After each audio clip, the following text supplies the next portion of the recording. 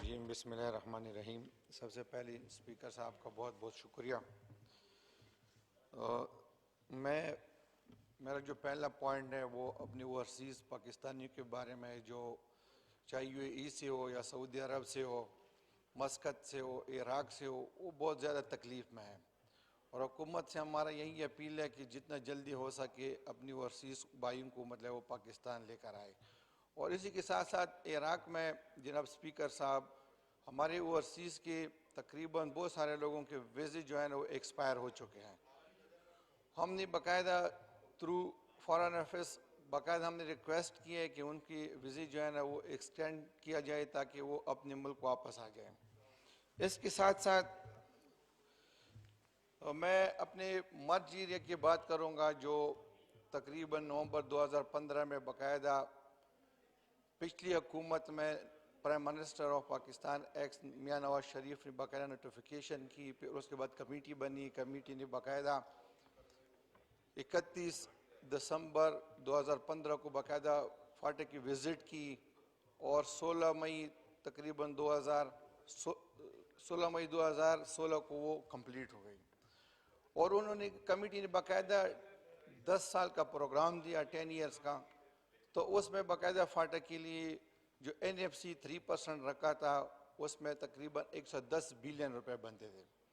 इससे पहले EDP का जो रकम था उसमें हमारे साथ वादा किया गया था कि उसकी जो 24 अरब रुपए है उसको भी हम मतलब बरकरार रखेंगे, और जो डोनर्स की पैसे आते तकरीबन 5 बिलियन रुपए उसको भी हम बरकरार रखेंगे। तो ये टोटल तकरीबन 140 बिलियन रुपए बनते थे। बदकिस्मती से आपको ख़ुद भी पता है, पूरी कौम को पता है कि हम जिन क्राइसिस से गुज़र रहे हैं या 72 सालों में हमारे साथ जो कुछ हुआ है वो सबके सामने है।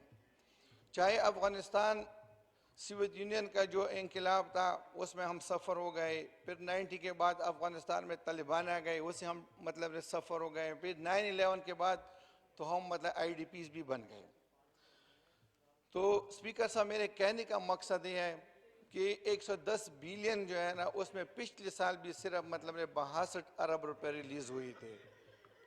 और ठीक है, हम ये सोच रहे थे कि इकॉनमी ठीक नहीं है, लेकिन इसी साल बजट में जो 56 अरब रुपए रखे गए हैं तो ये बड़ी अफसोस की बात है कि हमारे साथ जो वादे किए गए थे कि हम आपको तकरीबन NFC से 3% रुपए देंगे, उसमें लोकल बॉडीज़ की इलेक्शन होंगे, उसमें मतलब है कि सूबाई असम्बली की इलेक्शन होंगे जो हो गए, वहाँ पे मतलब है कि जो इंडस्ट्री जोन बनेगी, वहाँ पे मतलब है कि कम्युनिकेशन का सिस्टम सही बनेगा, वहाँ पे यूनिवर्सिटियाँ बनेंगे, वहाँ पे मतलब स्टूडेंट कोटा बढ़ेगा, वहाँ पे पुलिस आएगी, वहाँ पे मतलब है कि जो हमारे लैंड रेवेन्यू सिस्टम है उसको ठीक किया जाएगा।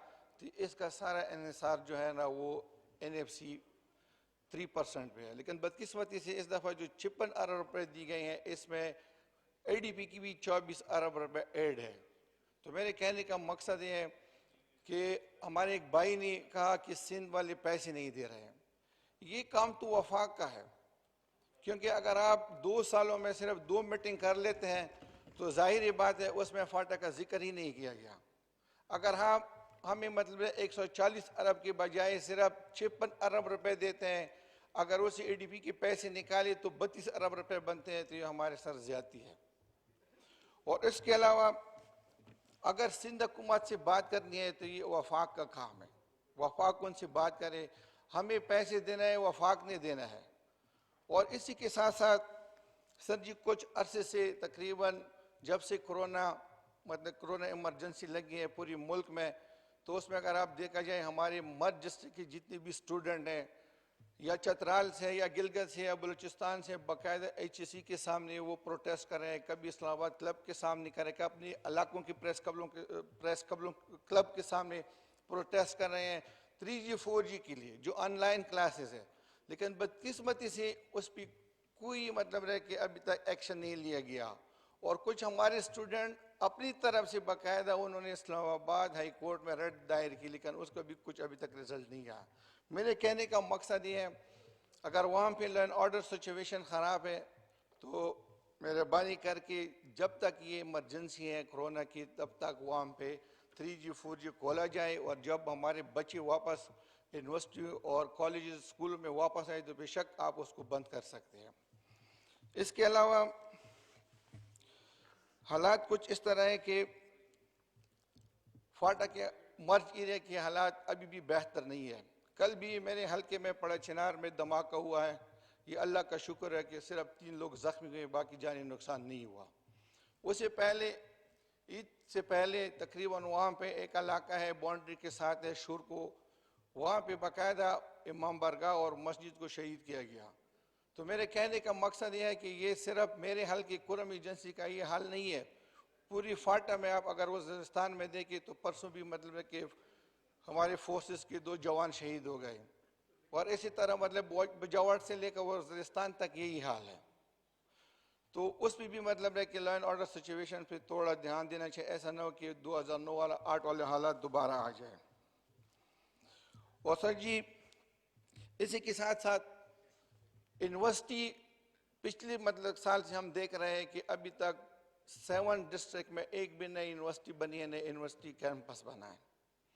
2012 में बाकायदा यूसुफ रजा गिलानी साहब ने फाटा यूनिवर्सिटी की मंजूरी दी है जो FR कोहाट में बनी हुई है, और उसके अलावा IT यूनिवर्सिटी की जो बाकायदा पड़ा चिनार में ज़मीन भी परचेज की हुई है, लेकिन अभी तक HSC ने उस पर कोई एक्शन नहीं लिया।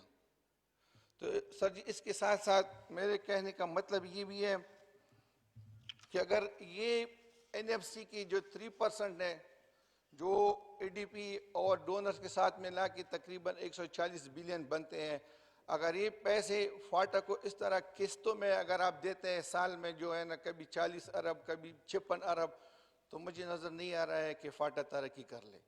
हमारे मर्ज से मकसद ये था कि हमारा जो बुरा हाल है वो थोड़ा मतलब अच्छे हाल पे बदले तब्दील हो जाएगा, लेकिन बदकिस्मती से जो हम देख रहे हैं हमारे साथ जो इस्लामाबाद से अक्सर ज्यादती हो रही है, तो मुझे लग रहा है कि 2018-19 बजट में और 20-21 बजट में हमारे साथ जो फ्रॉड हो रहा है ये हमारे साथ नहीं होना चाहिए। Thank you sir.